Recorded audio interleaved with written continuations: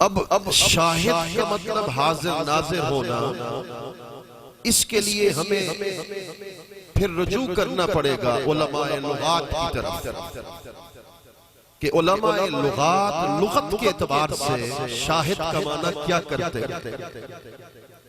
صاحب قاموس نے شاہد کا معنی کیا شاہد لزید اے حاضر لزید، شاہد یشہد شہودا اے حضور، شاہد کا مطلب حاضر ہونا ہے۔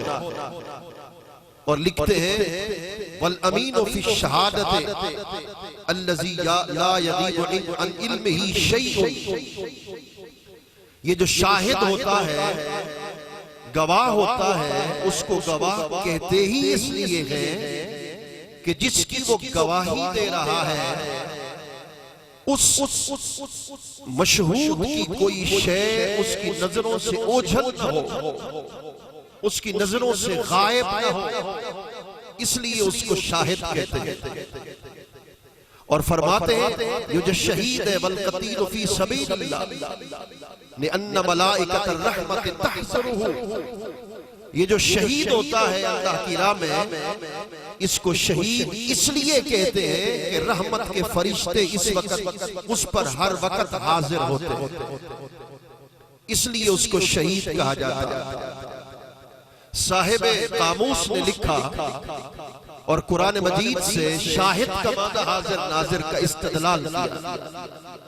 وہ کہتے ہیں کہ جس زمین پر آپ اور ہم بیٹھے ہیں، عربی میں اس کو ارض بھی کہتے ہیں اور عربی میں اس کو شاہدہ بھی کہتے ہیں۔ اس زمین کو جس پہ آپ اور ہم بیٹھے ہیں، اس کو شاہدہ بھی کہا جاتا ہے۔ شاہدہ کیوں کہتے ہیں؟ قرآن نے کہا یومئذ تحدث اخبارہا، کہ یہ جو زمین ہے قیامت کے دن خبریں دے گی۔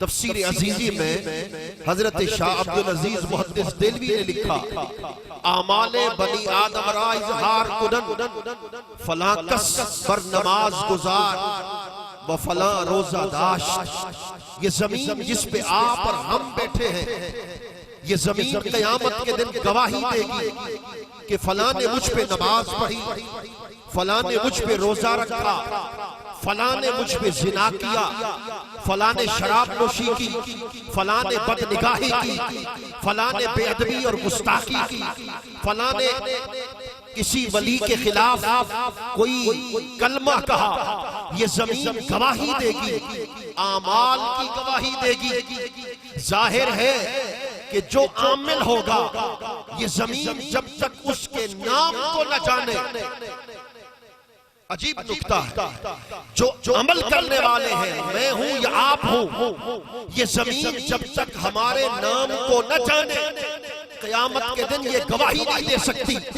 یہ گواہی دے گی کہ مظہر مختار نے احمد پر لمحہ کے تاریخی جلسہ میں رسول اللہ کے کمال کو بیان کیا، اس لیے کہ میرے عمل کو بھی دیکھ رہی ہے یہ زمین، اور آپ کے عمل کو بھی دیکھتی ہے، میرے نام کو بھی جانتی ہے، آپ کے نام کو بھی جانتی ہے۔ تو پہلا نقطہ آپ کی خدمت میں پیش کیے دیتا ہوں، اگر زمین صاحب قاموس کے مطابق اور قرآن کی اس آیت کے مطابق آپ کے عمل کی گواہی دے، میرے عمل کی گواہی دے، آپ کے نام کو جانے، میرے نام کو جانے، تو پھر ماننا پڑے گا سید الانبیاء، امام الانبیاء صلی اللہ علیہ وسلم اول سے لے کر قیامت تک اپنے ہر امتی کے نام کو بھی جانتے ہیں، حضور آپ کے عمل کو بھی جانتے ہیں، حضور میرے عمل کو بھی جانتے ہیں۔ کہنے لگے کہ قرآن کی تفسیر قرآن سے کی جائے تو پھر مانیں گے۔ شاہد کا مطلب حاضر ہونا ہے، یہ قرآن سے ثابت کیجئے۔ بسم اللہ قرآن سے ثابت کرتے ہیں۔ قرآن کی پہلی سورہ ہے سورۃ البقرہ، وہ پڑھتے ہیں۔ قرآن نے کہا من شہد منکم الشہر فلیصمہ، فرمایا کہ جو اس مہینے میں شہد منکم الشہر، اس مہینے میں، مولانا اس کا معنی یہ ہے کہ کوئی گواہی دے کہتے ہیں میں ایک ہی تفسیر کو مانتا ہوں، علامہ قاضی بیضاوی کی تفسیر بیضاوی کو۔ میں نے کہا اس کی تفسیر کو اٹھا کر دیکھیے، وہ لکھتا ہے فمن شاہد منکم الشہر، اے حاضرہ فی حاضر الشہر، کہ شاہدہ کا مطلب حاضر ہونا ہے۔ علامہ بیضاوی کے نزدیک قرآن کی اس آیت میں شاہدہ کا مطلب حاضر ہونا ہے۔ قرآن کی دوسری آیت اللہ فرماتے ہیں ام کنتم شہداء اذ حضر یعقوب الموت، کیا تم حاضر نہیں تھے کہ جب حضرت یعقوب علیہ السلام کا وصال ہو رہا تھا؟ شہداء شہید کی جمع ہے، اور اس آیت کریمہ میں شہید کا مطلب ای الحضور، حاضر ہونا ہے۔ قرآن کی تیسری آیت وَدْعُوا شُهَدَاءَكُمْ، یہاں شہداء شہید کی جمع ہے۔ میں نے کہا مولانا علم نحو کی بڑی معتبر کتاب ہے ملا جامی، اور ملا جامی کے حاشیے کو اٹھا کر دیکھیے، وہ لکھتے ہیں شہید کا مطلب ای الحضور، شہید کا مطلب حاضر ہونا ہے، شاہدہ کا مطلب بھی حاضر۔ ام کنتم شہداء، یہاں شہداء کا مطلب بھی حاضر۔ قرآن کی اللہ اکبر تیسری آیت وَدْعُوا شُهَدَاءَكُمْ، یہاں شہداء کا مطلب بھی حاضر۔ قرآن کی چوتھی آیت كُنتُ شَهِيدًا عَلَيْهِمْ، حضرت عیسیٰ علیہ السلام نے فرمایا میں ان پہ نگہبان تھا، میں ان پہ نگران تھا۔ دوسرا نقطہ پیش کر رہا ہوں، آپ کا دل سبحان اللہ کہے گا۔ قرآن کے مطابق اگر حضرت عیسیٰ علیہ السلام اپنے ہر امتی پر حاضر بھی ہیں، ناظر بھی ہیں، تو پھر سب سے اعلیٰ والا ہمارا نبی، آپ کے نبی بھی، میرے کریم آقا بھی صلی اللہ علیہ وسلم اپنے امتی کے ہر عمل پر سرکار حاضر ہے۔ اگر حضرت عیسیٰ علیہ السلام ایک جگہ بیٹھ کر اپنے ہر امتی کے عمل کو دیکھ سکتے ہیں، میرے سرکار بھی مدینے میں بیٹھ کر ہر عاشق کے عمل کو نگاہ نبوت کے سامنے دیکھ سکتے ہیں۔ نعرہ تکبیر، نعرہ رسالت، نعرہ حیدری۔ علم لغت کو بھی ہم نے دیکھا، اور ہم نے قرآن مجید کو بھی اس کا بھی مطالعہ کیا۔ 4 آیتیں بطور استدلال کے پیش کی، کہتے فقہ کے مطابق ثابت کر دو شہید کا مطلب یا شاہدہ کا مطلب یا شہادت کا مطلب حاضر ہونا ہے۔ کسی بھی معتبر فقہ حوالہ دو۔ میں نے کہا مولانا فتاوی شامی کو اٹھائیے، بڑی دلچسپ بحث کی ہے علامہ شامی نے۔ وہ لکھتے ہیں شرائط التحمل ثلاثۃ، جو گواہی دے گا اس کی 3 شرطیں ہیں۔ پہلی شرط کیا ہے؟ العقل الکامل، جو بندہ گواہ ہو وہ عاقل ہو تو گواہی دے سکتا۔ نمبر 2 وہ لکھتے ہیں اللہ اکبر وقت التحمل، جس وقت وہ واقعہ وقوع پذیر ہو رہا ہو اس وقت وہ موجود ہو، شاہد۔ نمبر 3 البصر، جس کی وہ گواہی دے رہا ہو وہ اس کو بھی دیکھ بھی رہا ہو۔ اس کا مطلب یہ ہوا کہ گواہ کے لیے دیکھنا شرط اور دیکھنے کے لیے زندگی شرط۔ گواہی کے لیے دیکھنا شرط اور دیکھنے کے لیے زندگی شرط۔ اس کا مطلب یہ ہے کہ میرے کریم آقا صلی اللہ علیہ وسلم آپ کے نزدیک اگر گواہ ہے تو گواہی کے لیے زندہ ہونا شرط ہے۔ تو حضور کل بھی زندہ تھے، سرکار آج بھی زندہ ہے، حضور قیامت تک زندہ ہو جائے۔ کہنے لگے وہ کیسے؟ میں نے کہا اس پر قرآن کی کئی آیات ہیں، مگر صرف ایک آیت بطور استدلال کے پیش کرنا چاہوں گا۔ اللہ رب العزت نے ارشاد فرمایا وَمَا كَانَ اللَّهُ لِيُعَذِّبَهُمْ وَأَنْتَ فِيهِمْ وَمَا كَانَ اللَّهُ مُعَذِّبَهُمْ وَهُمْ يَسْتَغْفِرُونَ۔ اللہ رب العزت نے ارشاد فرمایا محبوب آپ کی امت پر اجتماعی عذاب نازل نہیں کروں گا، وَأَنْتَ فِيهِمْ، جب تلک آپ ان میں موجود ہیں۔ اجتماعی عذاب نازل نہیں ہوگا۔ اور جب تک وہم یستغفرون، جب تک یہ مجھ سے معافی مانگیں گے، کلمہ استغفار پڑھتے رہیں گے، عذاب نہیں اترے گا۔ آپ سے سوال کرنے والا ہوں، عذاب نہ اترنے کی قرآن کی اس آیت کریمہ کے مطابق دو وجہ، ایک انت فیہم، حضور کی ذات، ایک ہم یستغفرون، بخشش طلب کرنا۔ یہ دو چیزیں ہیں کہ جن کی وجہ سے اجتماعی عذاب نہیں اتر رہا۔ ایک سرکار کی ذات مبارک، ایک بخشش اور مغفرت کی دعا کرنا۔ یہ دو واحد وسیلہ ہیں کہ جن کی بنا پر اللہ کا اجتماعی عذاب نازل نہیں ہو رہا۔ یہ ملا کہتے تھے حضور کی ذات کو وسیلہ بنانا شرک، مگر میں نے کہا قرآن کو دیکھو، قرآن کی ترتیب کو دیکھو۔ قرآن نے ہمیشہ ترتیب کا خیال کیا۔ الذی خلق الموت والحیات، قرآن کے نزدیک اللہ نے موت کو پہلے پیدا کیا، حیات کو بعد کے اندر پیدا کیا۔ اسی آیت کے اندر انت فیہم کو پہلے ذکر کیا، ہم یستغفرون، دعائے مغفرت کو خدا نے بعد میں ذکر کیا۔ دونوں میں سے اللہ پاک نے اپنے محبوب کی ذات کے وسیلے کو پہلے ذکر کیا، دعائے مغفرت کے وسیلے کو بعد میں ذکر کر کے دنیا کو خبردار کر دیا کہ خبردار رہنا، اعمال کا وسیلہ بعد میں ہے، میرے محبوب کی ذات کا وسیلہ اس سے پہلے موجود ہے۔ نعرہ تکبیر، نعرہ رسالت، نعرہ انت فیہم، حضور کی ذات کا وسیلہ پہلے ہے، ہم یستغفرون، عمل کا وسیلہ بعد میں ہے۔ میرے مالک، اگر کوئی گستاخی کر دے، دریدہ دہن ہو، تیرے محبوب کی بے ادبی کر دے، وہم یستغفرون، معافی مانگ لے، کیا اس کو معاف کر دے گا؟ قرآن جو کہتا ہے اس پہ عذاب نہیں اتاروں گا جو معافی مانگ لے۔ اگر کوئی استغفار کر لے، بے ادب ہو، اللہ کے کسی برگزیدہ نبی کا یا ولی کا، کیا اس پہ بھی عذاب نہیں اترے گا؟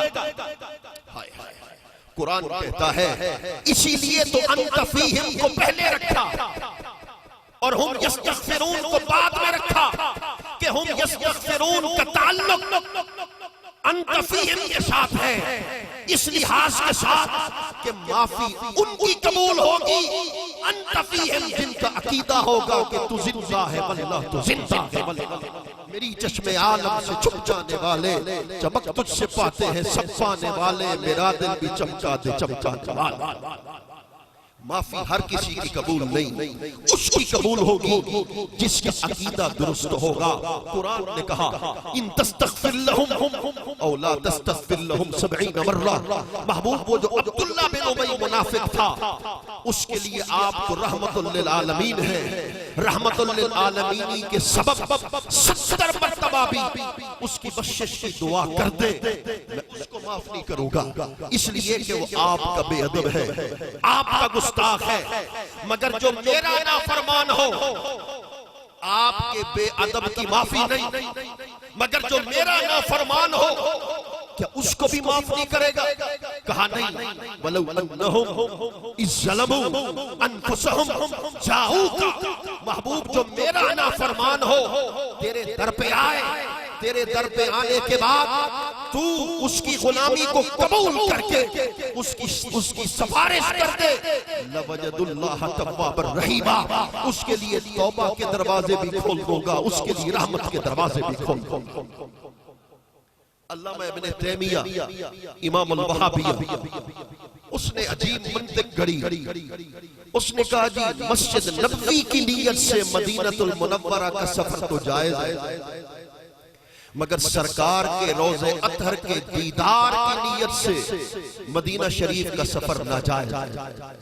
وہ کہتے حرام ہے، سفر یہ نیت یہ کرے کہ مسجد نبوی جاتا ہوں تو تب جائز ہے، مگر سرکار کی مزار کی حضور کے روضے اطہر کی نیت سے اگر مدینہ طیبہ کا سفر کرے تو یہ سفر ناجائز ہے۔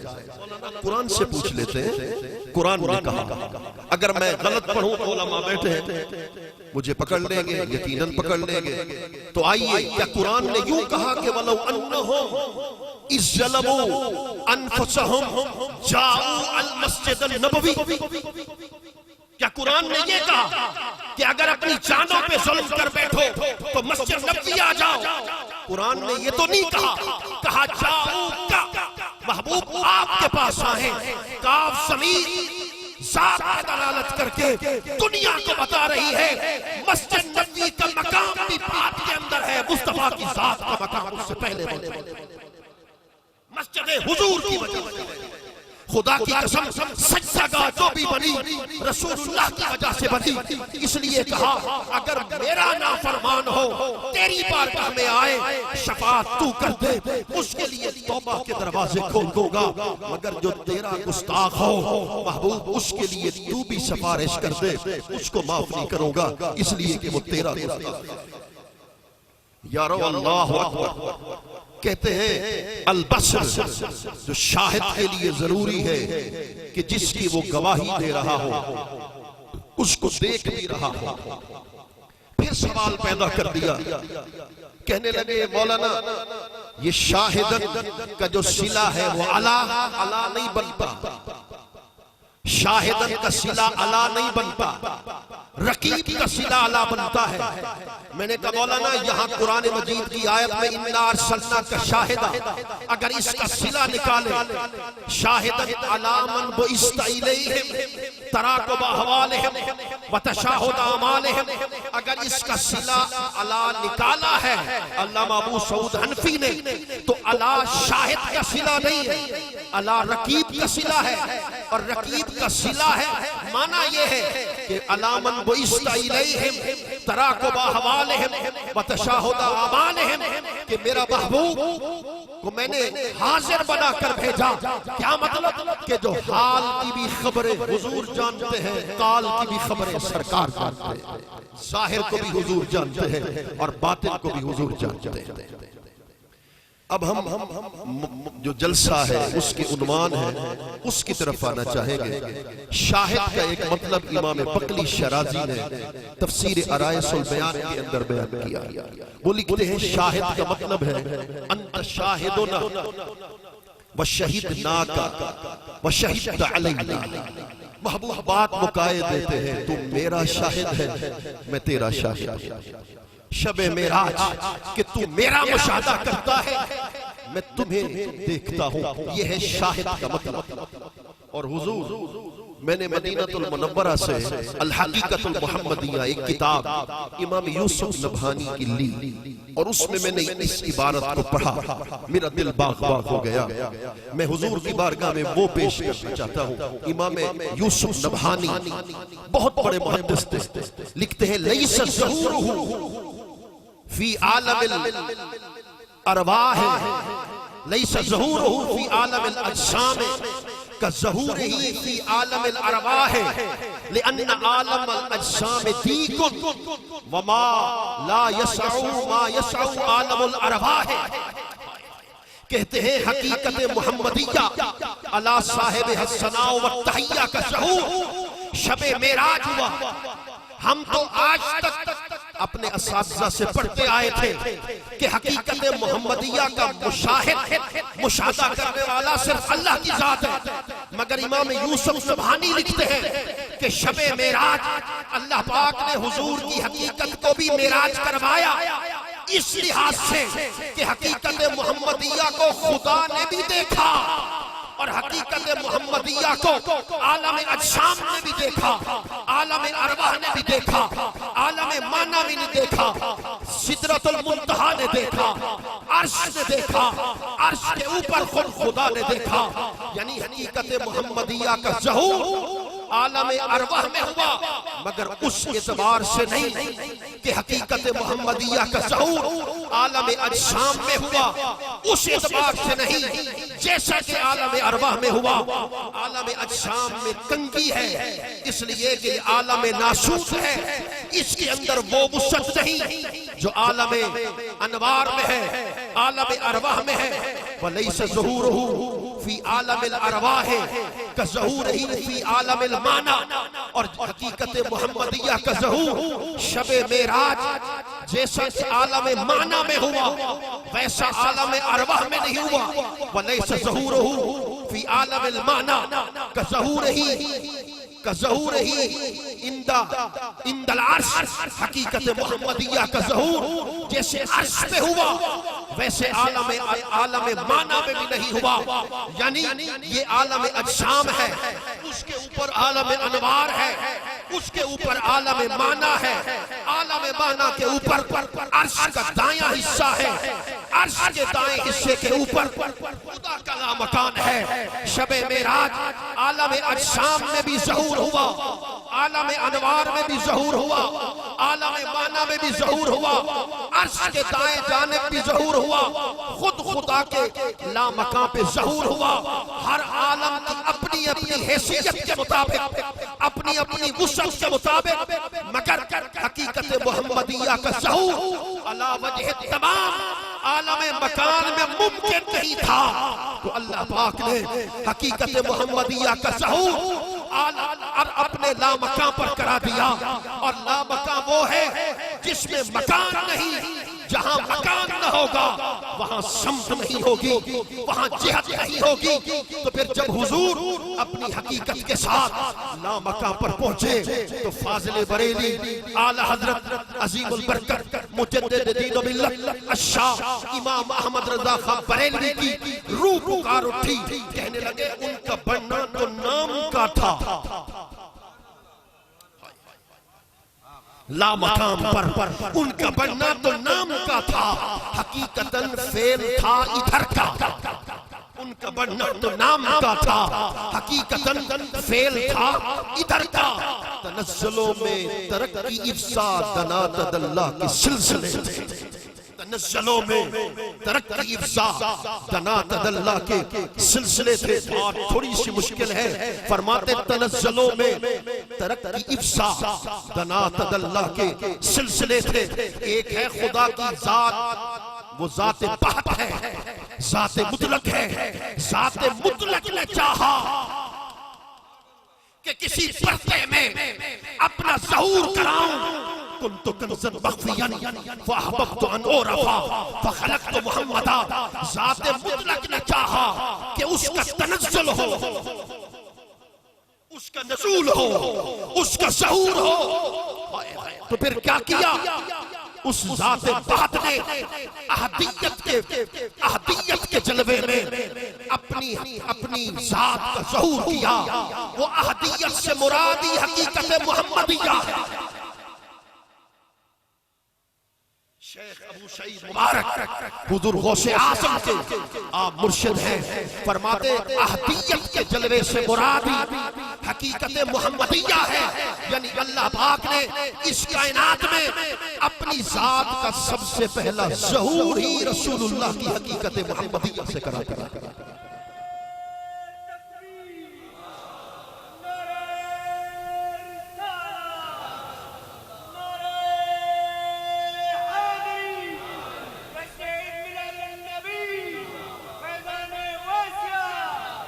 میں اپنے اللہ اکبر تقریر کے اختتام کی طرف بڑھنا چاہتا ہوں۔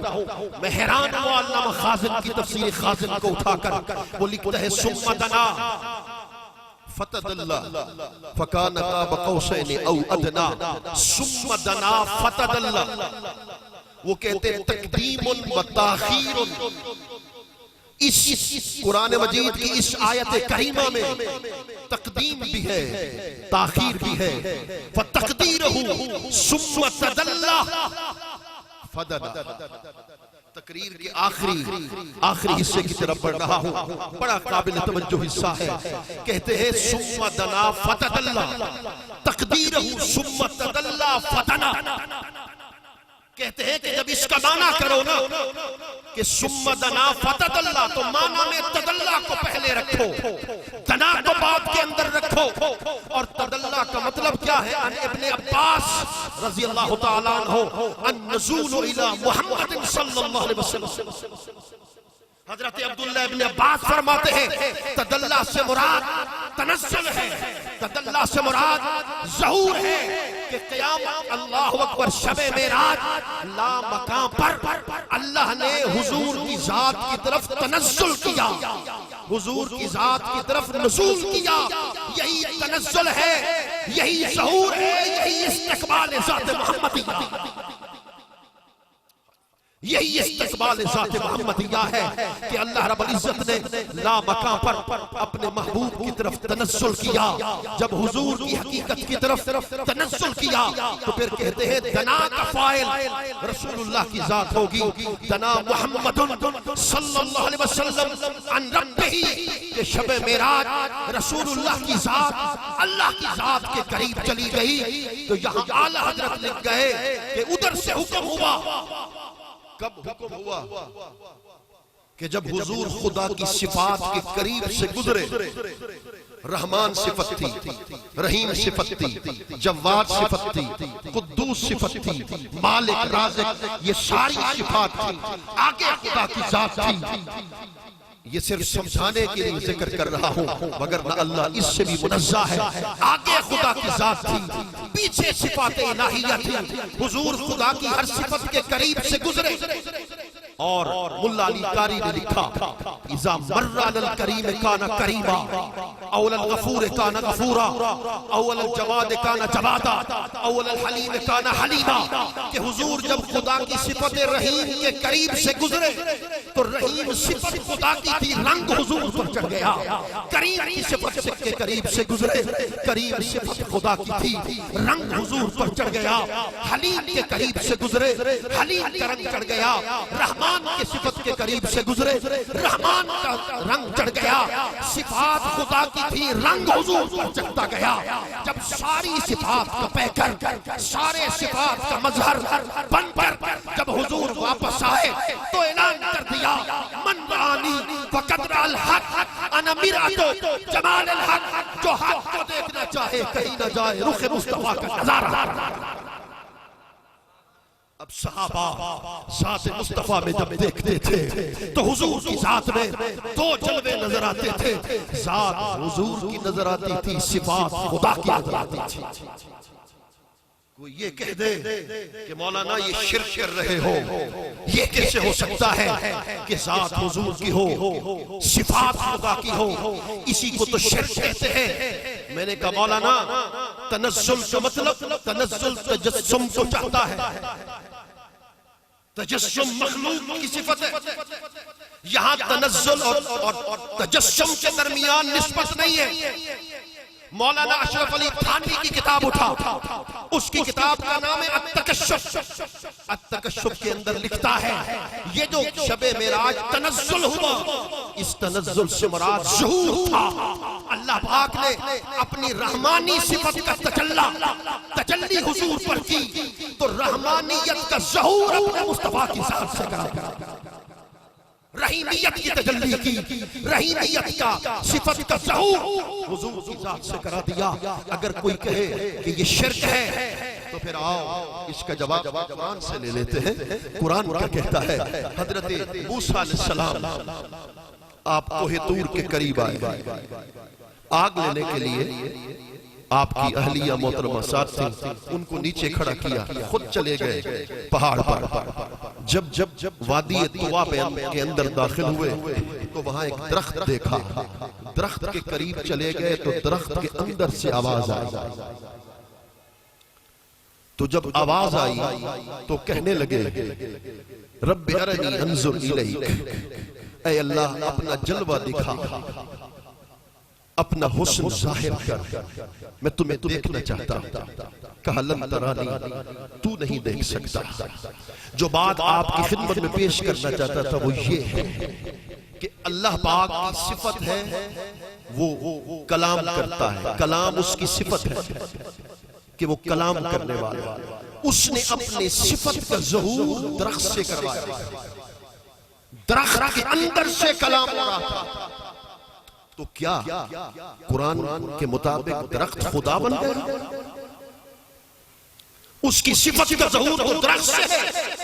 کیا قرآن کے مطابق درخت خدا ہے؟ نہیں مولانا، درخت کی حقیقت نہ بدلی مگر اس کی مرضی. چاہے کلام کا ظہور درخت سے کرا دے، اس کی مرضی. چاہے اپنی صفات و ذات کے جلووں کا ظہور ذات محمد عربی سے کرا دے، اس کی مرضی. چاہے اپنی کسی صفت کا ظہور کسی ولی کامل کی ذات سے کرا دے، اس کی مرضی. چاہے اپنی صفت کا ظہور رسول کریم صلی اللہ علیہ وآلہ مبارک وسلم کی ذات مبارک سے کرا دے. فرمایا جب حضور سارے صفات کا مظہر بن کر ذات کے قریب چلے گئے، اس سے پہلے کیا ہوا؟ جب صفات کے قریب سے گزرے تو حضور نے سفر کو روک دیا.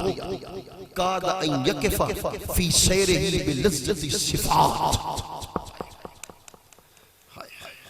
صفات کے سمندر میں جب حضور نے غوطہ لگایا تو قریب تھا. حضور صفاتی سمندر میں ہی رہتے، آگے نہ بڑھ پاتے. اللہ نے دیکھا اس کیفیت کو، فَأَدْنَاهُ الْحَقُّ مِنَ الذَّاتِ بَعْدَ عَنْدَنَا مِنَ الصِّفَاتِ. ادھر سے آواز آئی، محبوب یہ میری صفات ہے، آگے میری ذات ہے. یہاں اپنے سفر معراج کو نہ روک، بلکہ ادھر سے آواز آئی، بڑھ محمد قریب احمد قریب آ سرور ممجد. بڑھ محمد قریب احمد قریب آ سرور ممجد. نثار جاؤں یہ کیا ندا تھی، یہ کیا سما تھا، یہ کیا مزے تھے. ان کا بڑھنا تو نام کا تھا، حقیقتاً فعل تھا ادھر کا. تنزلوں میں ترقی افزا بنات اللہ کے سلسلے تھے. اللہ اکبر. جب میرے کریمہ کا خدا کی ذات کے قریب چلے گئے. یہ 3 مقامات ہیں. انشاءاللہ اگلے خطاب پر وہ حضور کی بارگاہ میں سبق سناتا ہوں. یہاں سبق سننے والے نہیں رہے، اس لیے سارے اسباق آپ کی بارگاہ میں پیش کرتا ہوں. ایک ہے مقام تفرقہ، جس کو حضرت شیخ شہاب الدین سہرورد نے بیان کیا اسی مقام پر جہاں روک رہا ہوں. ایک ہے مقام تفرقہ، ایک ہے مقام جمع، ایک ہے مقام جمع. مقام تفرقہ کیا ہے؟ مقام جمع کیا ہے؟ مقام جمع کیا ہے؟ قوسین کا معنی کیا ہے اور ادنا کا معنی کیا ہے؟ اگر قوسین میں ایک قوس حدوثی تو حدوث کا قرب وجود کے ساتھ کیسے ممکن ہے؟ حدوث کا قرب وجود کے ساتھ کیسے ممکن ہے؟ جبکہ حضور نے عروج کیا قوس احدیت کی طرف، تو قوس محمدی کو حدوث کیسے مانو گے؟ اگر حدوث نہیں مانتے تو پھر قدیم اگر مانتے ہو تو یہاں قدیم صرف صفت اللہ کی ہے، مخلوق کی نہیں بن سکتی. تو پھر حدوث قوسے میرے سرکار قوسے محمدیت کے ساتھ قوسے احدیت کی طرف کیسے بڑھے؟ یہاں صرف ایک بات عرض کر کے رخصت چاہتا ہوں. ایک ہوتی ہے برزخ، بڑی قابل توجہ بات ہے. ایک ہوتی ہے برزخ. یہ دیکھیے موبائل ہے، نیچے میرا ہاتھ ہے، اس کے درمیان جو خلا ہے اس کو برزخ کہتے ہیں. یہ اوپر، یہ ہاتھ نیچے، اس کے درمیان خلا، یہ برزخ ہے. حضور نہ واجب ہے حقیقت محمدیہ کے اعتبار سے، نہ حقیقت محمدیہ کے اعتبار سے حدوث ہے، بلکہ واجب اور ممکن کے درمیان برزخ کا مقام ہی حقیقت محمدیہ. نہ حضور واجب میں شامل، نہ حقیقت کے اعتبار سے حدوثیت میں شامل. ہاں خواص اس برزخ کبریٰ کو ہے حرف مشدد کا. ادھر اللہ سے واصل، ادھر مخلوق میں شامل. خواص اس برزخ کبریٰ کو ہے حرف مشدد کا. انشاءاللہ اس کا مزید وضاحت آگے چل کر کریں گے. حضرت خواجہ اویس سید العارفین امام العاشقین حضرت خواجہ اویس قرنی رضی اللہ تعالیٰ عنہ کی دو باتیں عرض کر کے رخصت چاہتا ہوں. ایک شخص آپ کی خدمت میں حاضر ہوا دعا کروانے کے لیے. وہ کہتا ہے آپ نے فجر کی نماز ادا کی, آپ تسبیح کرتے بیٹھے, ظہر کا وقت ہو گیا, مجھے سوال کرنے کی مہلت نہ مل سکی. ظہر کے وقت تسبیح سے بیٹھے, عصر کا وقت, عصر سے مغرب, مغرب سے عشاء, عشاء سے فجر, 3 راتیں مسلسل ایسے گزر گئی. چوتھی رات بتقاضے بشریت وہ آنکھوں میں ہلکا سا خمار محسوس ہوا. 3 راتیں مسلسل بیداری. چوتھی رات جب آئی تو کہا میرے مالک مجھے ہمیشہ کی بیداری عطا کر کہ ہمیشہ تیری یاد کے اندر مصروف و مشغول ہو جاؤں. راوی لکھتا ہے میں خود حیران ہوں, خدا کی عزت کی قسم. امام العاشقین سید العارفین حضرت خواجہ اویس قرنی رضی اللہ تعالیٰ عنہ کے زہد و ورع پر راوی لکھتا ہے کہ ایک رات پوری رات قیام کی حالت میں گزار دیتے تھے, رات ختم ہو جاتی. دوسری رات رکوع کی حالت میں گزار دیتے, رات ختم ہو جاتی. تیسری رات آپ سجدے کی حالت میں گزار دیتے, رات ختم ہو جاتی. حتیٰ کہ بچے مجنوں سمجھتے تھے, پتھر مارتے تھے. ایک مرتبہ بچے کو بٹھایا اور بٹھا کے کہا سب کچھ کیا کرو مگر بڑے بڑے پتھر نہ مارا کرو. ایک بچہ کھڑا ہو گیا, بچہ کھڑا ہو گیا, کہنے لگا حضور دعویٰ عشق کرتے ہو پھر پتھروں سے ڈرتے ہو, دعویٰ عشق کرتے ہو پھر پتھروں سے ڈرتے ہو. فرمانے لگے خدا کی قسم میں پتھر سے کبھی نہیں ڈرا. یہ میسج ہے اس جلسے کا جو آپ کی خدمت میں پیش کر رہا ہوں, یہ پیغام ہے. کہا خدا کی قسم میں پتھروں سے کبھی نہیں ڈرا, مگر جب پتھر لگتے ہیں تو وضو ٹوٹتا ہے. دوبارہ وضو کرنے میں جو وقت صرف ہوتا ہے کہیں اس کا حساب مجھ سے قیامت کے دن نہ لے لیا جائے, اس لیے ڈرتا. پتھروں سے نہیں ڈرتا, اس لیے کہ ہر وقت اس کی یاد میں رہنا چاہتا, اس کی یاد کے اندر اپنی زندگی کو بسر کرنا چاہتا. وہی حضرت خواجہ اویس قرنی رضی اللہ تعالیٰ عنہ. یارو اللہ اکبر, آپ بحری جہاز پر بیٹھے ہیں, کپتان نے اعلان کر دیا کلمہ پڑھ لو, طوفان آ گیا, جہاز ڈوب جائے گا. لوگوں نے دیکھا کہ ایک دیوانہ ہے, ظاہر گدڑی پہنی ہوئی ہے. آپ اس جہاز سے نیچے اترتے ہیں, سمندر کا پانی آپ کے لیے مسلح بنتا ہے, کھڑے ہو کے نماز پڑھنا شروع کر دیتے ہیں. کون ہے آپ؟ کہنے لگے میرا نام اویس قرنی رضی اللہ تعالیٰ. حضور تو پھر اگر یہ مقام ہے تو ہم پر بھی کرم کیجئے. یہ بھی آپ کے لیے پیغام ہے, خوشبختی ہے آپ لوگوں کی کس ہستی کے سلسلے سے منسلک ہو. آپ نے فرمایا, انہوں نے عرض کی حضور ہمیں بھی بچا لیں مگر نہ جہاز ڈوب جائے گا. فرمایا جو میرے ہاتھ پہ ہاتھ رکھتا جائے گا پانی اس کے لیے مسلح بنتا جائے گا.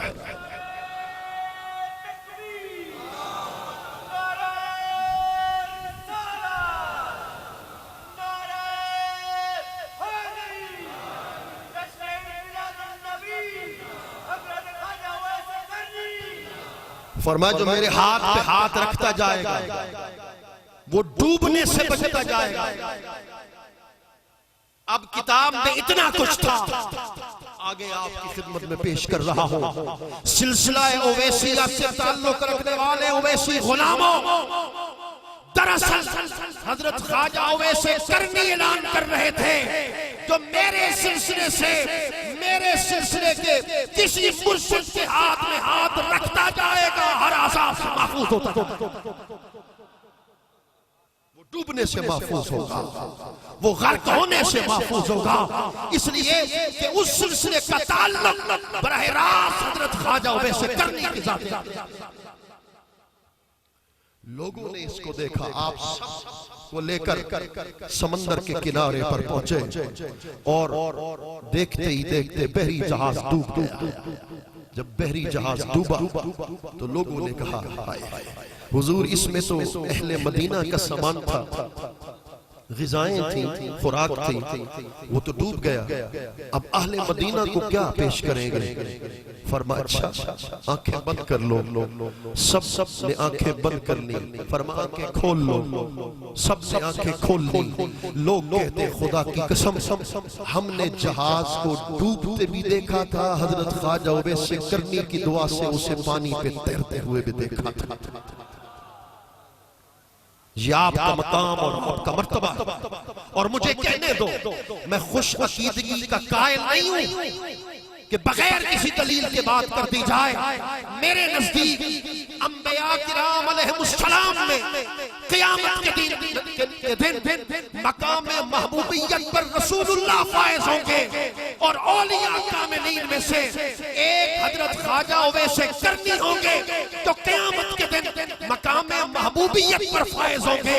اور مقام محبوبیت کا مطلب یہ ہوگا وباس من شئت الی الجنہ وباس من شئت الی النار۔ میرے اویس کرنی میں تمہیں اتنا اختیار دیتا ہوں، جس کو چاہے جنت میں داخل کر، میں نہیں پوچھوں گا تو کیا کرے۔ اس کو کہتے ہیں مقام محبوبیت۔ اور اپنے مرشد کے ساتھ اپنے تعلق کو مضبوط کر لو، عقیدت کے تعلق کو مضبوط کر لو۔ اور مسئلہ کے اویس اس کو میں نے بھی پڑھا، ہر کوئی اس کا مطالعہ کرے، اور جو کچھ حضور نے لکھا ہر کوئی اس پر عمل کرنے کی کوشش کرے۔ شیخ کے ساتھ تعلق کو مضبوطی کرنے کا معنی کیا ہے؟ خدا کی قسم عقیدت جتنی آتی جائے گی اتنا سلسلے کا فیض ملتا جائے گا۔ عقیدت کا تعلق ادب کے ساتھ ہوتا ہے، جب تک ادب سینے کے اندر پیدا نہیں ہوگا اس وقت منازل سلوک طے نہیں کر سکتے۔ اور عقیدت کے ساتھ ساتھ عاجزی کا تعلق ہوتا ہے، پھر جب دل مصفا اور مزکا ہوتا ہے پھر انسان زہد و ورع کی طرف بڑھتا ہے۔ اور جتنی عاجزی میں نے اس سلسلے میں دیکھی، ان کے مشائخ میں دیکھی، پاکستان بھر میں سلسلہ اویسیہ کے جتنے مشائخ ہیں، خدا کی قسم جتنی عاجزی ان کے اندر نہیں دیکھی میں نے دیکھی کسی شیخ کے اندر نہیں دیکھی۔ یہی وجہ ہے کہ حضرت خواجہ اویس قرنی نے اللہ کریم کی بارگاہ میں عرض کی میرے مالک میں تجھ سے اپنی روحانی شان کی بلندی کا سوال کرتا ہوں، میری روحانیت کو بڑھا، روحانیت کو بڑھا۔ ادھر سے جواب ملا، آپ کہتے ہیں وجدت فی التواضع، فرمایا روحانی شان کی بلندی میں نے تواضع کے اندر پائی، جتنا متواضع ہو گیا اتنا میری روحانی شان بلند ہو گئی۔ یہی وجہ ہے خواجہ خواجگاں جن کا کل عرس مبارک ہے، میرے پیران پیر معین الحق معین الملت والدین حضرت خواجہ معین الدین چشتی اجمیری سنجری قدس السر العزیز فرماتے تین چیزیں جس شخص کے اندر ہو وہ کامل بن جاتا ہے۔ اور غور سے سننا ہے ولی کامل کا فرمان، تین چیزیں جس کے اندر ہو وہ کامل ہو جاتا ہے۔ پہلی چیز کیا؟ فرما دریا جیسی سخاوت ہو۔ اور یہ اپنے شیخ میں دیکھ لو تینوں چیزوں کو، تینوں چیزیں میں برسر منبر کہہ رہا ہوں، اپنے شیخ میں دیکھ لو۔ فرما دریا جیسی سخاوت ہو، نمبر دو سورج جیسی شفقت ہو۔ سمجھ رہے؟ دریا جیسی سخاوت، سورج جیسی شفقت اور زمین جیسی عاجزی۔ جس کے اندر تین چیزیں ہوں سمجھ لو وہ انسان اپنے کمال پر پہنچ گیا۔ اللہ کریم ہم سب کے حال پر لطف و کرم فرمائے، عشق رسول کی نعمت سے مالا مال فرمائے، حب رسول کی دولت نصیب فرمائے، تمام شہزادگان کے در کی غلامی کا شرف اللہ پاک ہم سب کو نصیب فرمائے۔ وما علینا الا البلاغ المبین۔